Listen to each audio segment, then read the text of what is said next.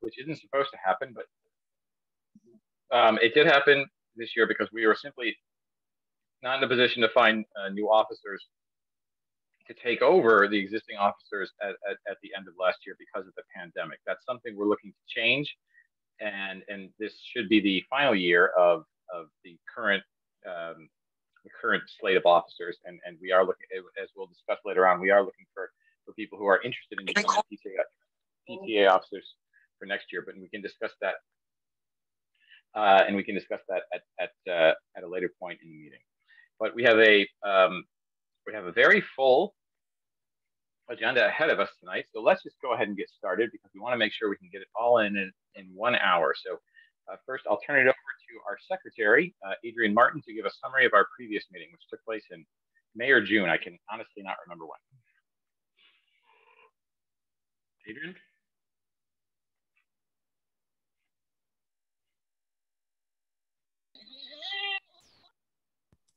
Adrian, are you there? Yep. So our last meeting was June 16th.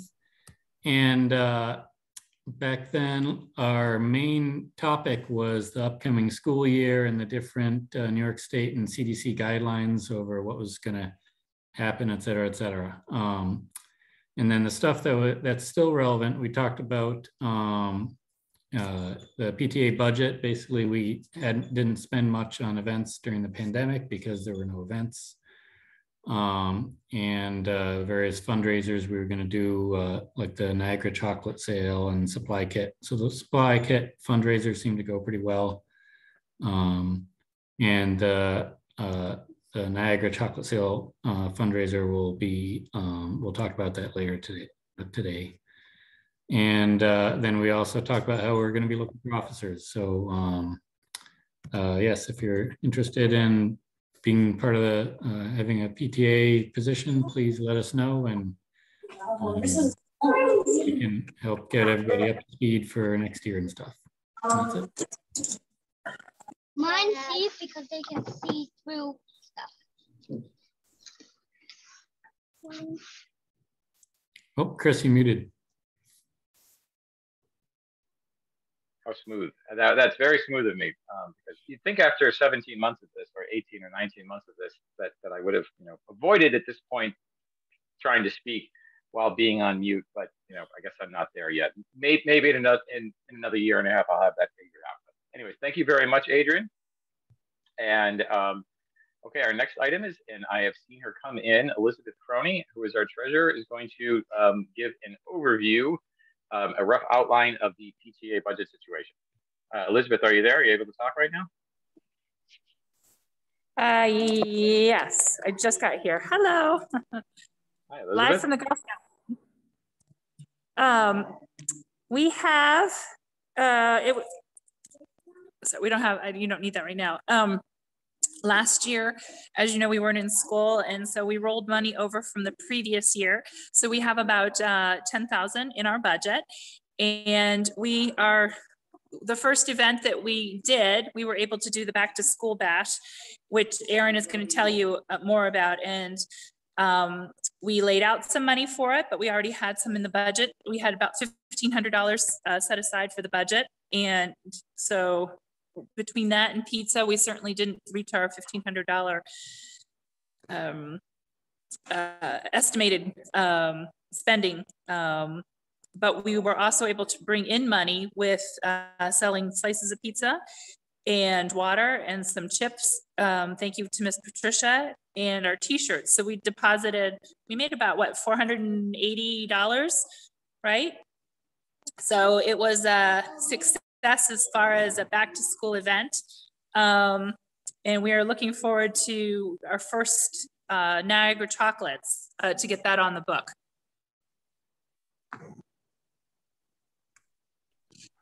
Okay, great. Thank you very much, Elizabeth. I really appreciate that. Yeah. And speaking of the back to school bash, which I really enjoyed, that felt like old times. I have to say that was a great time. I'm going to turn it over to our Vice President, Erin McKenna, who's going to review some recent events, and then she has 2 consecutive agenda items, and then go over the Niagara Chocolate fundraiser, which is starting next week. So turning it over to Erin. Okay, thanks everyone. So yeah, we were a little hesitant about the back to school bash, not sure not sure how it was going to go, but I got a lot of great positive feedback. I think it went well. I think our whole idea was, let's try it, see what happens. And if it went smoothly and we got good feedback, it would be kind of our new thing. So I think all of us would agree that it was a fantastic event. And to piggyback on Chris, it did feel like old times. It felt great to be with everyone, and like Elizabeth said, we didn't spend that much. We actually made some money on top of selling stuff. And we kind of broke even with our t-shirt sale as well. So that all worked out really well. The other thing, that the school supply kit, I tried to get some feelers out on how people felt. A couple teachers I talked to liked it. No one had any complaints about it, at least from my end. We did have, I think, 60 of our 300-ish students participate. So it wasn't, a huge turnout, but I think it's one of those things where we did it for the first time. I think the kids all saw the boxes. Maybe they're like, ooh, I want to do that next time. I think if we choose to do this in the spring, it will be earlier, so it's not over the summer. But we were able to make close to $300 off of just the 60 boxes, the 60 families or kids that participated. So I would love feedback from the teachers and the parents. I know I appreciate it. I loved it. And it's a no-brainer to me. We could sell one box and we would still, make money on it. So if that's something, if anyone wants to chime into the chat or just let us know, or maybe Ms. Yarlett, you can get some feedback from all the teachers to see if it's something we want to continue with. Niagara chocolates. So we're back on. The great thing for Niagara chocolates, believe it or not, I think all of us as officers, when we first started, we were shocked. We didn't realize how much money came in from Niagara chocolates, because I was thinking, is this something we still want to do? And in the end, I was really in shock. Like, we sold a lot of chocolate. This year we're starting it. It's actually going to start in 2 weeks. I've got the flyer ready to get sent to Ms. Yarlett to get printed and put in all the folders. It's all online. So yay for us officers. We have nothing to do other than to send links and directions to the families. Everything is going to be ordered online. Everything is paid for online by the buyer, and everything gets shipped directly to the buyer's house. We don't get boxes sent to school. We don't have to distribute anything. So that makes us super happy, and anyone who wants to be an officer next year, that's a very easy lead-in, easy fundraiser. So that's coming, I think, like in 2 weeks, that's going to kick off, and you'll find a flyer and information in Facebook and email on how to get that rolling on the parents' end. I have one question for those that are here. We would like to possibly offer incentives to the kids. So I just wanted to maybe get some feedback on how we felt about awarding a first place, a second place, and a third place in terms of top sellers for the Niagara chocolates as a little motivation incentive to sell. So I had just thrown out like, hey, top seller, maybe $100 Amazon gift card, second place, maybe $50, third place, $25. Just so people know, we usually, I think our profit on that chocolate sale is anywhere from $3,000 to $4,000. Like, that's how much chocolate we sell. It's crazy. So a question about that, Erin, have we ever done that before? Have we given, I think someone did get it. Yes, we did. Our first year, I think his name was Roman. Yes. Yeah, Roman. Yes. I'm telling you, a shocking amount of chocolate. So we gave him, like, kind of last minute, we decided, you know what, this kid did a great job, and we gave him like a $50 Amazon card. But we thought if we said this up front, like, let people know that we were doing this, it might, get people to do it more. So I just want to know if, do those prizes sound reasonable? Do we want to do it, not do it? Is it too much, too little kind of idea? I like Rebecca's idea in the comment that support a local business. And I know they're kind of a lot bigger than Rochester these days, but like when the Wegmans is something that pretty much everyone could use, and they're from Rochester or at least the region. But if we've done it before, I think that yeah, we should do it again. Okay. Have we the exact amounts? It sounds like if this makes us $4,000 or $3,000 profit, I don't think there's any problem with the amounts. It sounds like the only question might be exactly what kind of gift card we end up giving. Okay. Yeah, Mercedes Phelan in the chat says Hippocampo. It's a bookstore on South Ave, and that would be a great candidate for a gift card. Okay. Yeah. Yeah. Sounds great. Love it. All right. So we'll finalize where to get the gift cards, and then yeah, we'll sell that or promote that. Everyone keep sending in your ideas for where we could get gift cards to give out the awards in the chat, because it sounds like there's a lot of good ideas out there, and just throw them out, and maybe something will just speak to us, or maybe we can even get gift cards from 3 different places, like one for first place, one for second place, one for third place. That way we don't have to choose too much. But that's another idea. So please keep sending in your ideas for where we can make these gift cards for the Niagara Chocolate Prizes. Perfect. So I think that's it for me right now. Okay, great. Well, thank you so much, Erin. I'm looking forward to that. Just talking about Niagara Chocolate fundraisers, I wanted to actually stand up and go get some chocolate. But I resisted for now. Okay, so here we go. We have upcoming. Yes, Mercedes, go ahead. Sorry, I just have a budget related question. In general, what happens with the money when it's raised? And for example, like last year, we weren't able to use it. What generally happens with it? That's a great question. Sorry. Go ahead, Elizabeth, please. I was going to say that's a great question. The money that we didn't use rolls over to the next year, but we have everything allocated for different events, for whether it's for the teachers fund, whether it's for back to school bash, whether it's for readathon, snuggle up and read. We have tons of different categories that the money that we raise goes towards. Does that answer your question? Yeah, thank you. That's helpful. I just was wondering if it went back, like if there was a way to give it back to like students and families, thinking of like for instance, the back to school event, giving backpacks away, or just with supplies, whatever. Was just throwing that stuff around in my head, but yes, thank you. No, that's actually a very great question. And we do have funds that we set aside if we do special things for families in need, as well as for our events that we actually have allocated already. But any suggestion is great. Thank you. Too, I don't know if this is on the agenda, but a big chunk of our budget, almost half of the budget, is set aside for teacher needs. Mm-hmm. So each teacher this year, we allocated them, not teacher, but classroom. Each classroom gets up to $300 of PTA funds to use towards, something that they think, and then we would approve deemable for their class.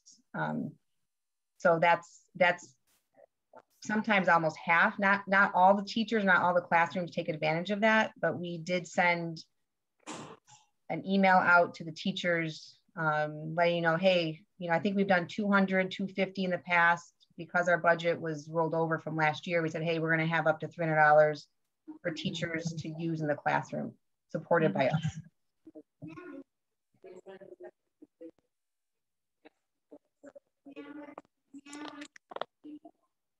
Okay, great. Thank you so much. Thank you so much to everyone there. And okay, so let's move on to the next topic, which is chair people needed for future PTA events.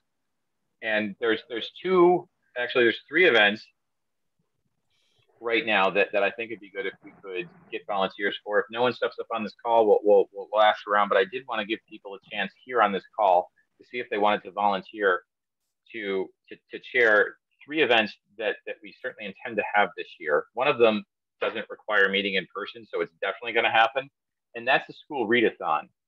And Erin, I was wondering if you could give a quick description of the readathon to see if anyone is interested in participating in that event as volunteer chair, and just describe what chairing the event would be like. Yeah, so we did the readathon. I think it was before COVID, was our 2nd year doing it. Again, you'd be surprised. I think we raised over $5,000 from the readathon, both the 1st year and the 2nd year. It's all online. The kids get unique codes to send out, and they get to log their minutes, and family members, friends, basically donate money for the child towards the readathon. There's a whole website set up for just our school, and you can see like positive messages being sent, messages from your families. There's classroom competitions, like which classroom raises the most money, which classroom read for the most minutes. We do prizes, pizza party prizes for the top readers, the top classes for money and minutes. And it's all online. There's some work to be done to set it up. There's some work that has to get done throughout the readathon to promote it, like to keep promoting it and getting, shout outs to the students who are doing an awesome job with it. It's pretty seamless. We've got it. I mean, we've done it 2 years in a row. I've been part of it. So anyone who wants to kind of step up and take that over, I would obviously help you with that this year, and then hopefully continue on for that person in the following years. We'll all help. So anyone who joins in, you're not doing this alone. It'll be you and the PTA together. So the nice thing, Chris, just to say, the nice thing for anyone who's possibly thinking of coming into one of our roles for next school year, it is really, it kind of runs itself in a lot of ways. The officers that we took it from had everything set up like awesome. Google, Drive, like everything is there for us. And we obviously will stay on and help with some of these events to make sure it's a smooth transition. Absolutely. Latasha Pomerantz, please go ahead. Hi, that is something that I wouldn't mind helping to support. Fantastic. That's great. All right. That means you're on the list. You're going to get lots of emails from me, Latasha. Yeah. Thank you so much, Ms. Pomerantz. I really appreciate that. You go by Natasha, right? Or am I wrong about that? No, it's Latasha with an L, but I just go by Tasha. Oh, my mistake. Sorry. No, that's okay. I apologize. I thought I heard Miss Patricia saying that in the playground. I apologize for that. I'm confused because I'm married to someone named Natasha, so I apologize for that. Okay. But thank you so much for stepping up, Natasha. That is great, and we know how to reach you. So that's great. That is wonderful. Okay, great. So the next one that's going to happen after that, this one's going to happen in March. We hope it will happen. Admittedly, it is an in-person event, and so there are potentially complications to it, but it usually happens in early March, and it happens with the support of Scholastic, and we also do an event called Snuggle Up and Read during the same week. And the last time we did this was the week before everything shut down in 2020. And so I don't know the current status of this, but I think we're all hoping that come March, it will be okay to do this. We just don't know for sure. But the school book fair is, there's a whole bunch of books that come into the school library. All of the students get coupons in order so that everyone can buy at least one book. And students can also be sent in with more money from their families to purchase more books if they want. It's a great event. A lot of parents come in, a lot of community members come in to sort of help out with the book fair. It brings a lot of people together at the school. And does anybody else want to, the other officers want to add more information about the Scholastic Book Fair and what's involved with it before we see if anyone's interested? Well, it kind of runs itself. It's fun to set up, and it's really exciting to see the kids come in, and hopefully we can have it in person, you know, and actually let them, their faces just light up. There's wish lists that they can fill out. And it's just a great way to let them pick a book, you know, of their choice, and plus work on math, which is always important.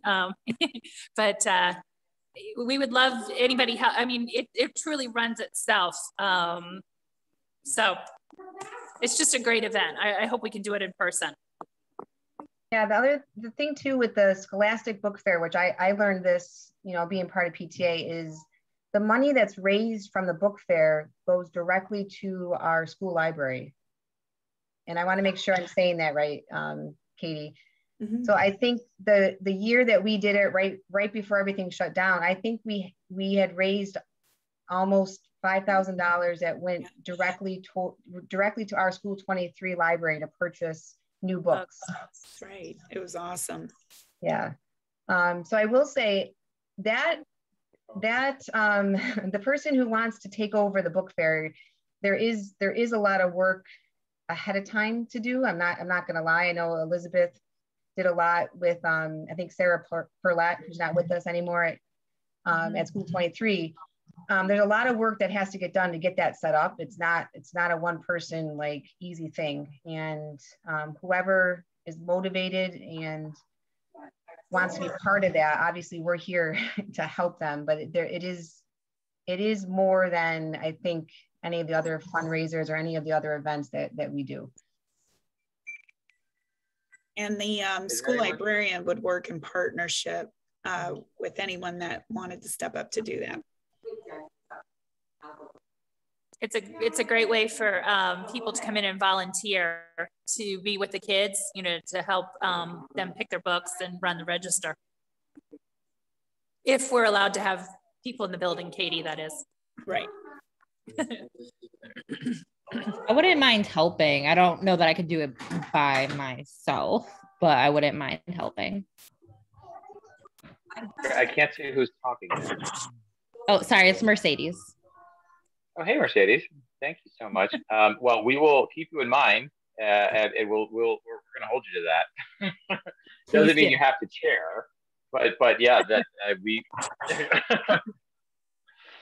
You can't take back once you say you volunteer for the PTA. But yes, that is great. Thank you so much. And you know, if people don't, and because a lot of volunteers are needed to like run the register, and if doing the whole thing doesn't work out for you, oh great, thank you so much. Thank you so much, Jessica. That sounds wonderful. And so we've already got some volunteers on this, and yeah, there's a couple of things in the chat. That is great. Yeah. The book fair runs like a Monday through a Friday, or I think the last time we did it was like a Tuesday to a Friday. So it's just one school week. And there is one, I mean, yeah, it was a group effort. It wasn't just one person doing the whole thing.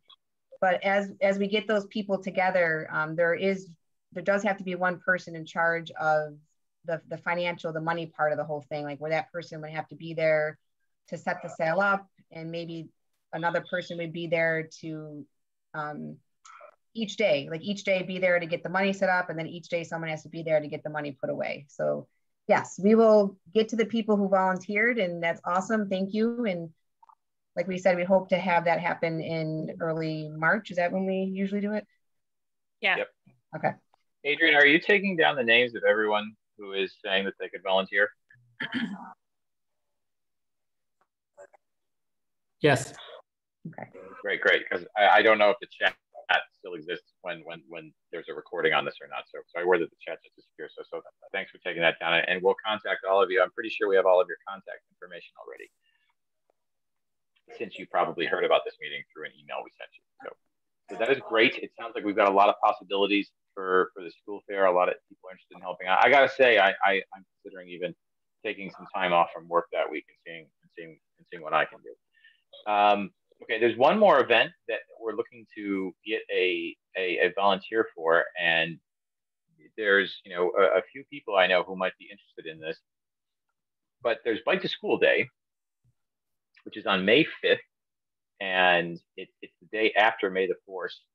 Be with you, May the 4th. And Adrian, could you talk more about Bike to School Day? You might have a clearer memory of it than I do, because the last time we had one of these was in 2019, so it was a little bit over 2 years ago. And maybe you could talk. I mean, maybe you're even interested in doing it, but perhaps you could give a rundown of what's involved in Bike to School Day. Yeah, so back pre-COVID, the way Bike to School Day worked was a bunch of kids and families would meet in the parking lot of the Science Museum, and from there bike with a police escort to school. And then there was like extra bike racks set up at school, and there would be like a table with snacks and stuff like that. And donuts. Yeah, it was even on the news. Yeah, and there was a reporter there and stuff. So I believe the guy that ran that back then was Doug Kelly, and I believe his kids have since aged out of 23.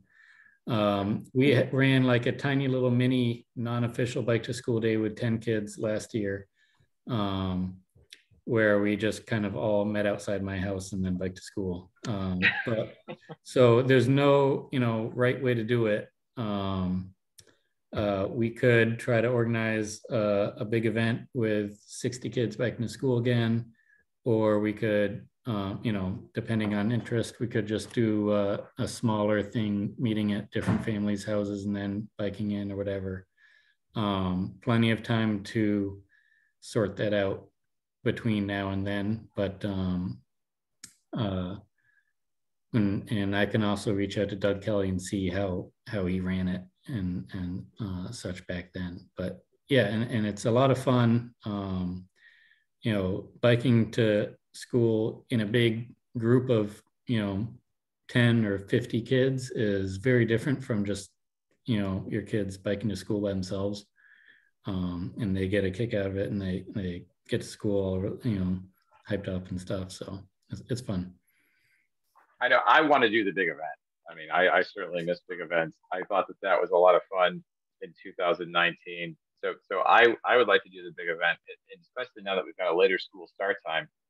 Yeah. I think it's even more doable, because I remember in 2019 we met outside the Science Museum at 6:45 in the morning, which was still a lot of fun once you were there. But that's a very early start. But now we could meet at 7:45.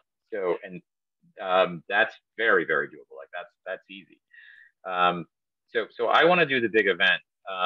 Is there anyone here interested in working with us on that? Because if not, I kind of feel like Adrian and I are both bikers, so we can take care of it. And I think I'd probably be interested in having Adrian maybe chair it. But yeah. I'd love to help out with bikes. Oh, Jesse, fantastic! I wasn't sure if you were on the call or not. Yes, if you were, that sounds great. So fantastic, Jesse. Thank you so much. Okay. Katie, just so you know, the principal is supposed to join in that bike ride. Oh, I have a trek bike. I'm ready to go. All right. This used to Just be like back, Ryan.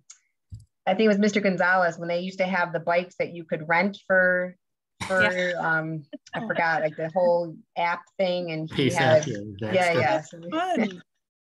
it was good. No, any excuse to close these rings works for me. Yeah. Thank you so much for that, Rebecca. And we'll make sure to include that in all of the information that you have an extra bike for families when we start advertising Bike to School Day in the spring.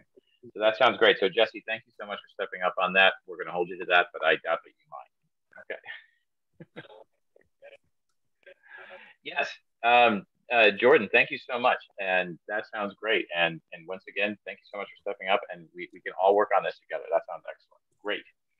Well, this is wonderful to see people volunteering for stuff. We've got a lot of people interested in the readathon and Bike to School Day and the school book fair. So I think we're all looking forward to some events, and we'll do whatever we can to make them happen. Of course, pending COVID, the situation, but everyone should be eligible for shots by the end of the year. So things are going to get better. So with that said, now we are going to turn it over to Miss Patricia, who's going to talk more about other school events, because we used to have so many, and other Title I funds and Title I activities. So, but basically, I'm going to turn it over to our parent outreach the school's parent outreach coordinator, Miss Patricia, and she's going to talk to us about other school events and Title I.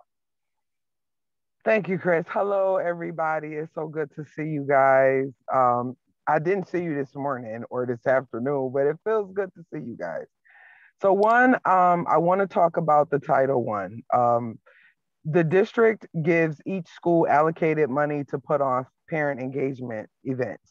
And so I've normally put those funds towards the Peace of Africa, the Heritage Peace Dinner, and other events that we have throughout the year. With being in COVID, last year we did things virtually. And so the money that was allocated for our school, I used it during the supply exchange when families would come and pick up their child's school supplies for the quarter.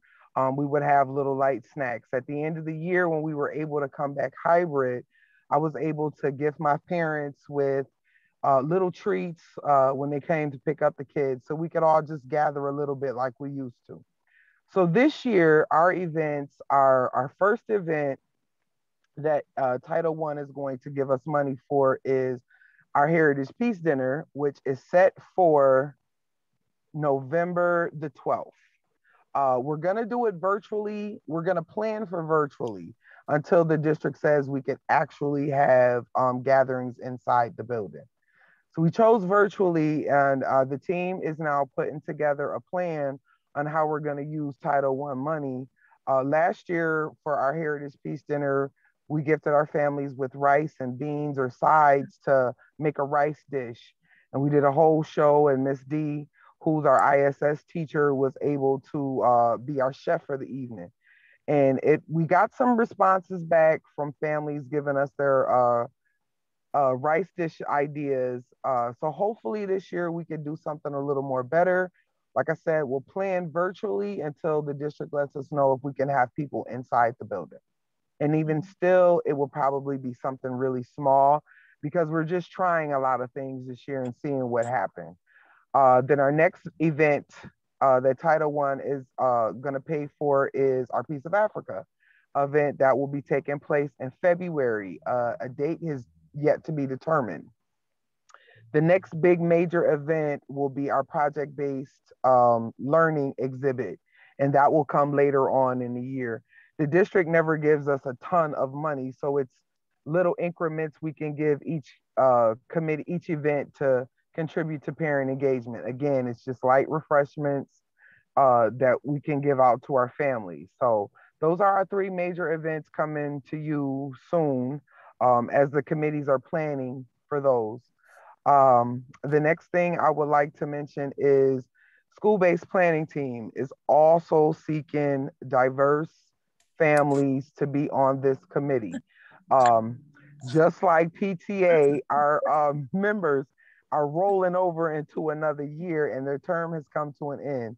So we definitely need new families. I appreciate all the families that gave me their information for the back to school bash because we do have some families who are interested in doing school-based. I would recommend you email me and I can give you details on what the job entails, how often we meet, what type of things we go through with the school. So that is that. And I'll be reaching out to PTA with an official document on our event so we can get the signature and have this Title I locked down before the middle of October. It's a lengthy process this year, but we're working on it. The next thing I want to mention is Picture Day. So families, you got to tell me what you think about this now. I'm out on a whim. I finally got the confirmation of a date to have Picture Day in school for October the 12th. I'm not for certain how this looks, and I'm not for certain if we're going to be able to pull it off. but I am putting it out there that 23 officially will have a picture day October 12th. As it gets closer, like at least 2 weeks in advance, or probably by next week, I'll have more information to share with families. Hopefully we can do this. This would give us an idea if we're capable of having outsiders come into the building. And I think that was about all for me. If you have any questions, any concerns, you do know you are free and more than welcome to reach out to me, okay? Ms. Patricia, I actually have one question. Will the first project-based learning event happen in person or online? If fingers crossed, we could do this, and project-based, that exhibit will be more towards the end of the year. And if the weather permits, then, pardon me, if the weather permits, then that's an exhibit we can hold outside. That way we can have all of our community partners and come and be a part of that as well. We have a lot of families who own businesses, and I would love to set a table out so they can promote their businesses. So weather permitting, which it should be good for us, we can do that outside. Good, thank you so much, Ms. Patricia. Yes, sir. Do folks have any questions for Ms. Patricia?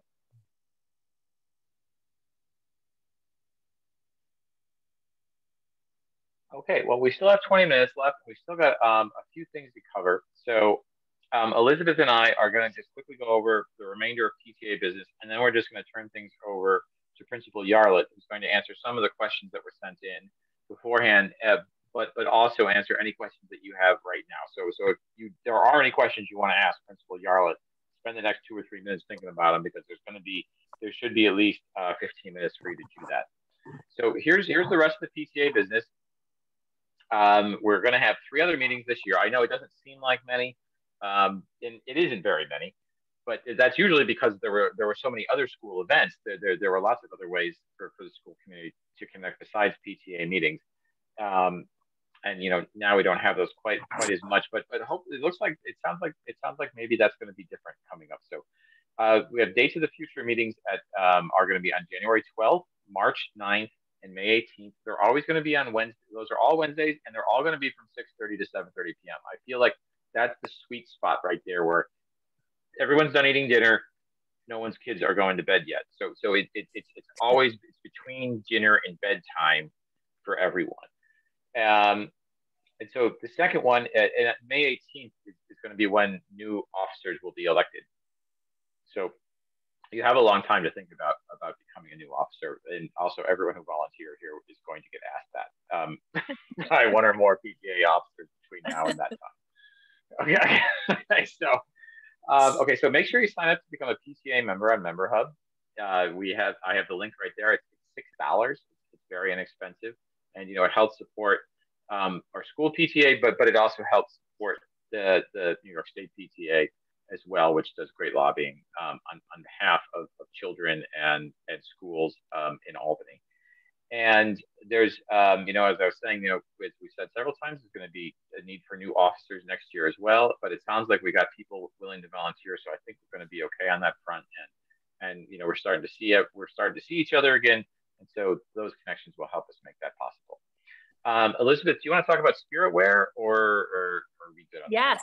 Yes. Thank you, Chris. As you can see, Chris has one of our t-shirts on. Can you show us the logo? There you go. Yeah.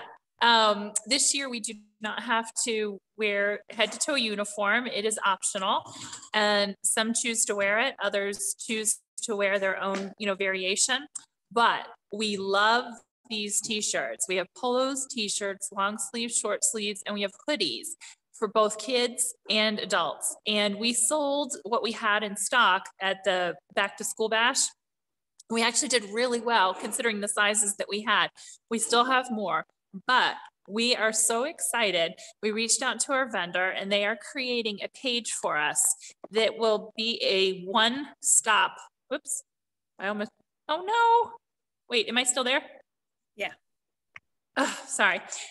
I bumped the wrong thing. We're so excited. We're going to be able to send out a link and it'll go directly to a landing page that has all the choices, all the sizes, and you'll be able to pay directly. And then we will have it delivered to the school and we will get it to you. And we will be sending the link out via email.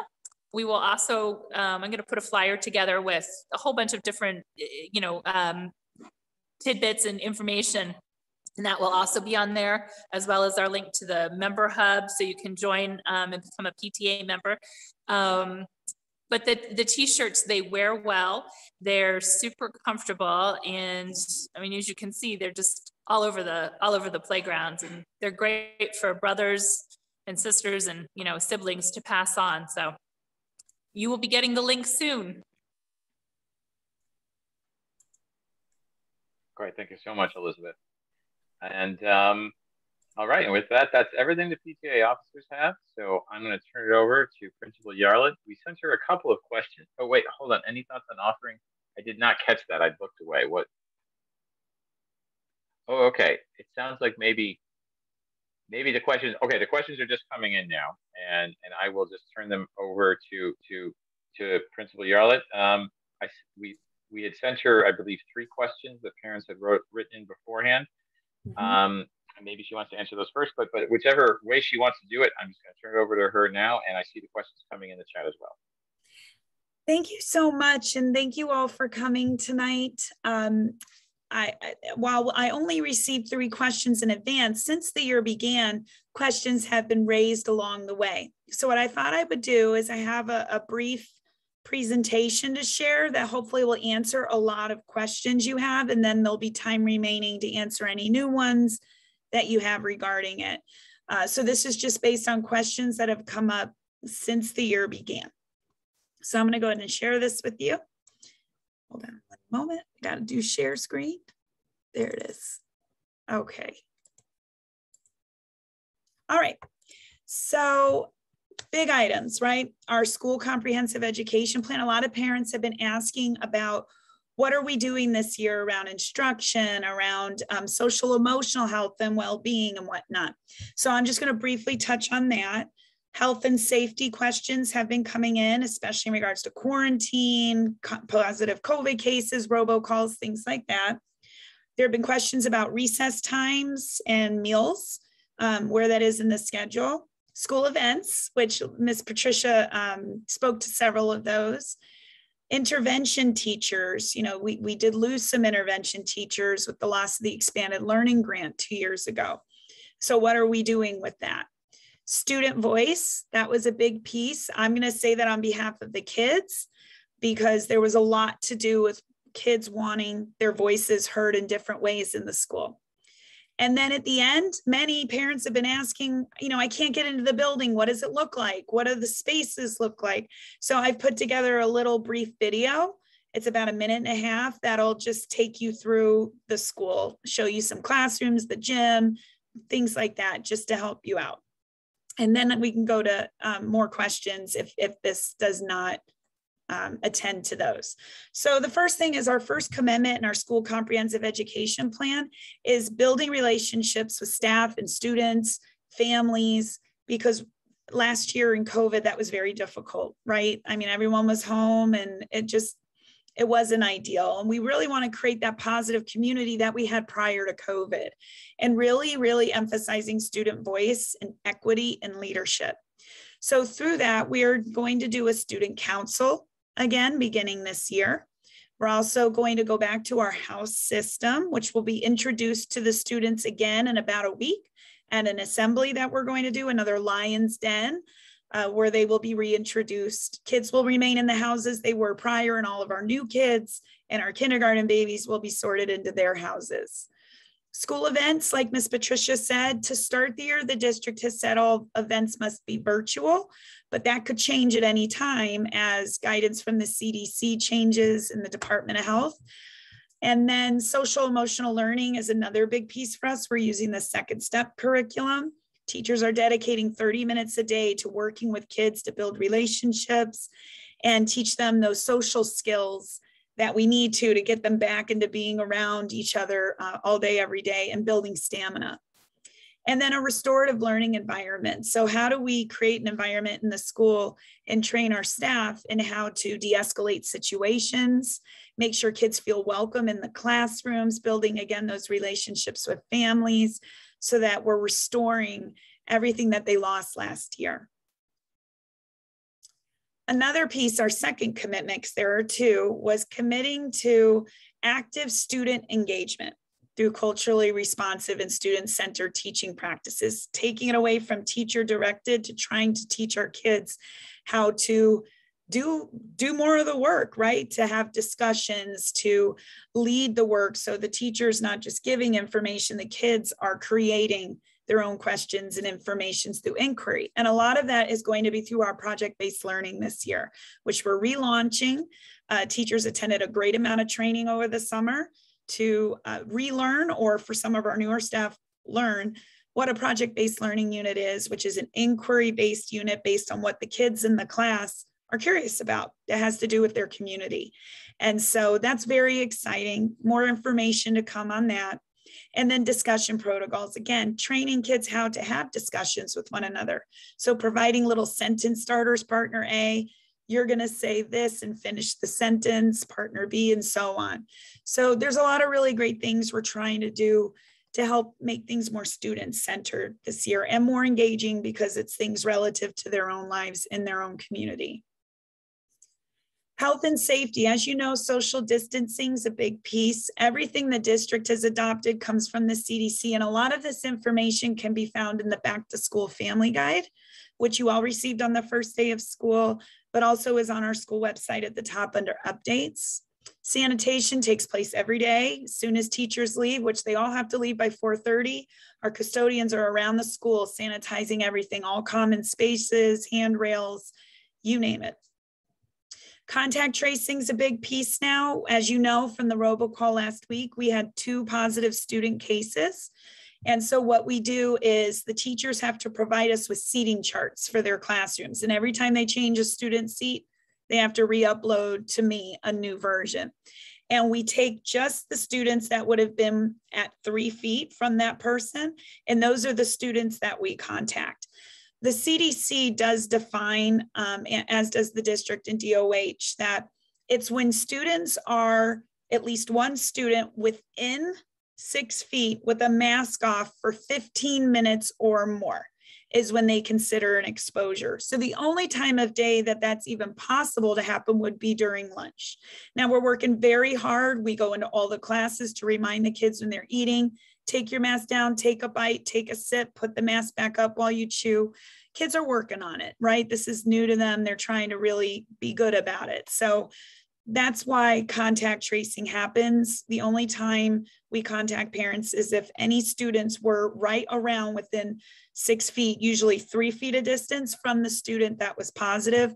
Those are the children that the DOH will quarantine just for safety measures. I will say that no students that have had to go into quarantine have tested positive. So again, kudos to the teachers and the kids for really trying to follow all those guidelines with masking. Zoom support group. So we're going to try something new. The district just gave us permission right now. If a kid is in quarantine, then they have to do fully remote learning or pick up a packet from school to do at home. In the meantime, they've been marked absent, excused until they turn in the work or complete an assignment online. At that point, the teacher changes their attendance to present asynchronous. But we are going to be setting something up to start next week where twice a day, an hour in the morning and an hour in the afternoon, any child in quarantine will be able to pop into a Zoom link, an open kind of office hours for kids that'll be led by one staff member. So they can come and ask questions about homework or just check in because they need a connection with somebody. And once they do that, those children will automatically be marked present async for the day. So there's a couple ways we can do that to combat chronic absenteeism numbers, because it's not the fault of the students or the families, right, that their child's unable to be in school. We want to be sure we're marking the kids present along the way rather than just at the end and backtracking. So that's a big piece. The other big piece is I am pleased to announce that we are the only school in the district with the top numbers for families that opted in for voluntary testing. We are now up to over 55 families who have asked for their children to be tested, which is wonderful. Right now, just as a heads up, we were trying to do every week, but as the numbers are climbing for the total number of students to be tested, the Walgreens staff is kind of not having enough time. So right now they're trying to get another team for Walgreens to service our school and also school 46, which is next right after us for the most applications. But in the meantime, we're trying to get each kid every week, but we may end up having to move to every other week, one half of the group, and then the next week, the other half. So we will keep you posted as we get more information from Walgreens. The last thing is parents were asking about visiting the building or volunteering. So visitors right now, the district has put restrictions on visitors. So what we've opted to do is if a parent wants to come in and volunteer, because some parents have asked, can I come in? I'm happy to help out in a classroom. They have to go to the district's website under community, the tab under community, and click on apply to be a volunteer. Once they've gone through that process, which requires fingerprinting, testing or vaccination proof, then that can work itself out. So that's an avenue to help families that really are looking to support our school. So, and I will be posting this PowerPoint to our school webpage at the top. All of these are linked. So here's the link to the back to school guide and the visitor volunteer tab that you would go to apply. The next thing is the master schedule. Question came up about recess. Initially, when the district creates the times for every part of the day. And initially recess was only listed at 10 minutes. A lot of feedback from principals, including myself, asked if it could be extended to 20 minutes because 10 minutes by the time you get kids ready and outside and they play and come back in, they're having about 5-6 minutes of playtime. And that's not enough. They need to be outside in the air. And they want to be outside in the air and they come back very focused, right?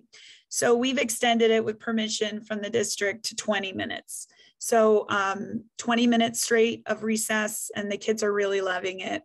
So that's where we are with that. Breakfast and lunch are in the classrooms this year. And that is because our cafeteria is so small and Ms. Croney can attest to that and Ms. Crystal. After the renovations, we actually lost space in the cafeteria rather than gaining space like we were told we would get because they've put a food line in there, a hot food line. So kids can go down a food line and get their food rather than when they would get a tray and the food would be given to them to take to the table. So that's one reason we lost space. However, with the social distancing guidelines of minimum 3 feet apart, we can't even fit 20 kids in there. So one class right now is at 25 kids. And so we can't do that. So what we had to do with knowing we needed a COVID isolation room, which was our former occupational therapy room, we had to move the occupational therapist and physical therapist to a different space, which was our staff lounge. And then we moved the staff lounge to the cafeteria. So that's kind of how we've reworked our spaces because there's less staff and we can seat them 6 feet apart, not just 3 for lunchtime and their breaks. So lunch is in the classroom, breakfast is in the classroom. We are doing the grab and go where the lunch staff comes by with the big cart. Kids go out, so we're serving hot lunch and they're getting their lunch and they're going into the classroom to eat with a lunch aid. Now, you may have noticed we posted on the Francis Parker 2 websites. We are in desperate need of lunch aids. We have 1, we need 2, and there is a shortage district-wide. There's about 100 paraprofessionals and lunch aid vacancies. And so I'm appealing to all of our families, parents, anyone that you know that's looking for either part-time work, 10:30 to 2:30 or 8 to 2:30 each day to come support us at the lunchtime. Right now, we're plugging in extra staff that are not lunch aides to kind of cover the lunches, and it's spreading us a little thin in other areas. So I'm just putting a plug out there. If you're interested, please see the flyer that was on the Facebook page. And I will also post it on the website under the updates section. But please, please, please, if you know anyone, we'd love it. You can talk to Elizabeth Croney or Miss Crystal because they've done this and they know, right? Elizabeth was very kind to help us out the other day. Thank you, Elizabeth. So they can give you information on what it's like. The other thing is the school events. Right now, as I said, the district is saying all events need to be virtual. That could change at any time, especially as Mr. Bowers was saying, if things change in regards to vaccinations or CDC guidelines are able to change to allow those things to happen, then we will change the structure of those events. But right now, plan on open house and curriculum night and Heritage Peace Dinner, the things that are through the December month, that those will most likely be virtual until further notice. Open house, we have not yet set a date, but it will be mid-October. So something should be going out in the next day or two, and we'll make sure it's posted everywhere. It will be an online open house like we did last year with some tweaks. So that's where we are with that one. We're also hoping, we had our beginning of the year back to school bash, which we were so excited about. And thank you to PTA for supporting us. I was so excited. What a great, I mean, it was just so great for everyone to see each other, and the kids were so cute. And, you know, we haven't seen all our babies in so long. So we thank you, everyone who was able to attend. And we're looking to do an end of year bash as well. So if we can get to that point outside, like Miss Patricia was saying, maybe aligning it with some other events we're doing, we think that'd be a great way to get back to us being a community together. Also, the question was brought up about intervention teachers. We're down to one intervention teacher, and a parent expressed their worry that there's not going to be enough support to help our kids who have fallen behind due to being remote learners last year. Absolutely a great question to have. So when we lost the expanded learning grant that allowed us to go to 3:30 every day or 3 o'clock, we dropped down an hour, but that funding also supported 3 intervention teachers. When we lost the grant, 2 teachers, that position was eliminated. So that only left 1 intervention teacher position. That is certainly not enough.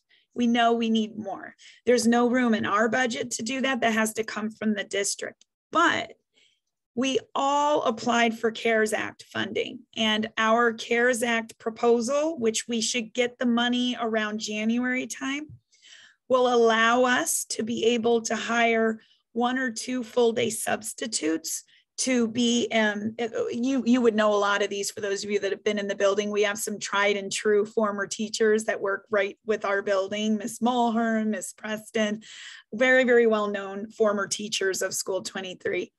So we would be using them to co-teach in classrooms while we release former intervention teachers, Miss Burton and Miss Swick, for a half a day, 2 days a week to kind of work with kids in small groups in both math and ELA. So that's one idea that we're kind of worrying around in our head, is how can we use the staff we have in different ways. So we're looking into different possibilities, and we're connecting with other schools to see what their plans are. So we're really excited about that because we know we're going to need that extra support. And student voice, like I said, student council is going to be big this year. The kids that we interviewed at the end of last year, they were— Thank you so much, Mrs. Jarlett. I know we're at 7:30 now, but some questions have come up in the comments. Do you have any time to go through any of those real quickly, or is that asking too much at this point? No, I can do that. I can stop. Could the kids have lunch outdoors? Yep, that's up to the teachers though, because again, the lunch aides, they're not teachers, right? So they're not necessarily in some cases comfortable taking kids outside, letting them have lunch and doing that. So that would be on a case-by-case basis. But certainly if that's something the teacher wants and the lunch aide is ready and willing, that can happen.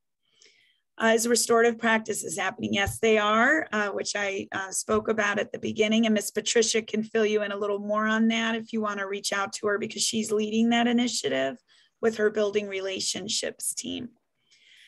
Are we assuming kids are masking correctly all day? Why not notify parents on more realistic assumptions? So the expectation is that they are, but I will say we're always reminding them, because this is new, that they're wearing a mask all day. So when we see a kid who maybe has it under their nose, the teachers and all the adults in the building put it back up, and up it goes. And so we're still working on that, and we would love parents' help in working with their kids at home to help increase their stamina and keeping the masks on and wearing them properly, because we're on it here. But again, any extra support we can give would be wonderful. Are windows open at all during the day, or were there upgrades to ventilation? Yep. So we have the MERV 13 filters in our building. They were installed last year. So we have very high grade ventilation. They said it's what they use in hospitals, and it's even a grade higher. So we do have those MERV filters. Teachers are opening the windows where they can. If it's raining out, that's a little different situation, but and certainly in the winter that might look a little different. But yes, those windows are open where possible. Let's see. Yeah, it is great to see how many people have signed up for their children to get testing. It was amazing today. The list was so long and it was just wonderful. Do we have volunteer needs? Always. We're always looking for volunteers, right? You just have to go through that process through the district. But we would love to talk to any parents interested in potentially volunteering. If parents go through the community requirements by the district, could they volunteer as a lunch aide? If you don't want the pay, we'll pay you. So we're happy to do that. We have funding to do that. So, if you just want to volunteer your time to do it and you go through the volunteer process, that's fine. But if you want to get paid for it, we do have the money to do that too. And thank you for that. That's very kind. You're welcome, Mrs. Adi. So if there are any others, please feel free to keep putting them in. And other than that, I'm happy to keep going, or Mr. Bowers, if we have to stop, I can just post this for everyone to see on the website. Are there any more questions, or you're amazing at answering them really fast? So maybe you've answered them all. I've been answering a lot of them. Please continue, Ms. Borelli said. Thank you, Ms. Borelli. If you have more to say, Katie, please keep going. Okay, thank you. So another great thing, because again, this is all about the kids this year, getting them excited about being in school again. They're all dying to help. 4th, 5th, and 6th graders that we interviewed last year were like, I want to help kids learn how to read in the lower grades. I want to do the announcements and be a broadcaster. I want to be a school safety. There was just so much excitement from the kids. And so we started on our path. So we are going to start a student council. We also just sent out applications, Google Forms, to our 6th and 5th graders for school safeties. We're calling them school safety ambassadors, because it's not just about arrival and dismissal. We want them to be role models in the school. And if they're not wearing their safety belt that day or at that time, but they see a kid maybe who needs a little correction in the hall, how to walk properly, we'll train them on how to do that in a really great restorative way. Morning broadcasters, we're calling them. We need kids to do the morning announcements. So we've also put it on application to our 5th and 6th graders, and we have about 16 responses for each. So what we might do with the morning broadcasters is do like in every other month or in every other week something, so we can cycle through all the kids that were interested. And then teacher and student helpers, we're working on that now and how we could do that safely. So again, we're trying to figure out ways we can involve the kids more, because they're so motivated right now. We want to really promote that because they're just wonderful. It's been such a breath of fresh air to have them here and wanting to do this. So that's where we are with Student Voice. And I'll just play this again. It's a brief video, but families have been wanting to know, what's the school look like this year, right? Last year, we had a lot of requirements about not putting things on the wall, not having things out and displayed in the room, because there was a fear at the time from the CDC and guidance that it was possible that COVID could be transmitted through surfaces. And that guidance has now changed. And so we were able to redecorate our classrooms and make the rooms look inviting. So I just wanted to give you a quick peek at what the school looks like, because I know it's different not being able to come into the building this year. So I'm going to go ahead and play that for you.